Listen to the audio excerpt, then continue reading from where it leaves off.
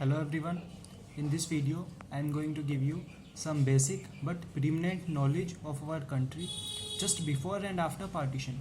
This is the very first video of our series in which we shall have a common analysis of each and every part of our nation.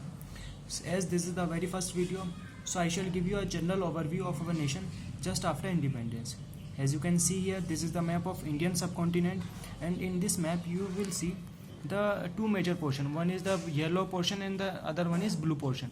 Now the yellow portion denotes those areas which are under the direct rule of Britishers. Okay, these areas were directly ruled by the Britishers, and these blue areas were ruled by the princely states. Now what are princely states?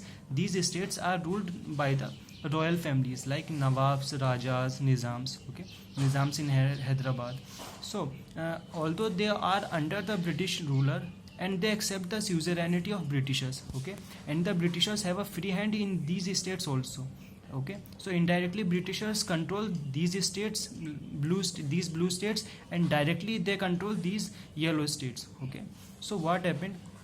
The British Prime Minister Clement Attlee announced on 20 February 1947 in British Parliament that the intention of leaving the Indian subcontinent. Okay, so on 20th February 1947 it was decided that June 30, 1948,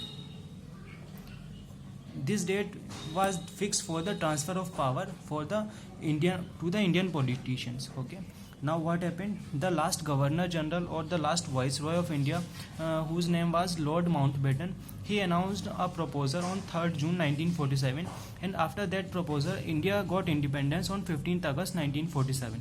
Okay, now Indian subcontinent divided into East Pakistan, India, and West Pakistan. Okay, so East Pakistan and West Pakistan were two states which got separated from the Indian subcontinent.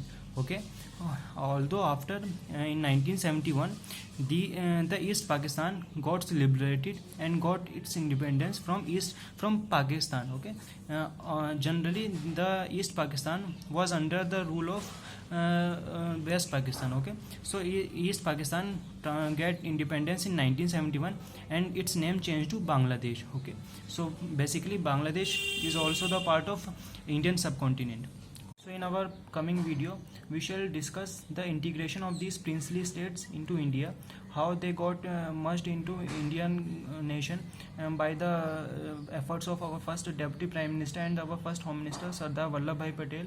Also we shall see some individual parts of our nation like east part, west and north and south, then the central part. Okay, in the coming video we shall mainly focus on the east part. Okay, just like here we shall discuss this map in our coming video. Okay, so that's all for today. Thank you.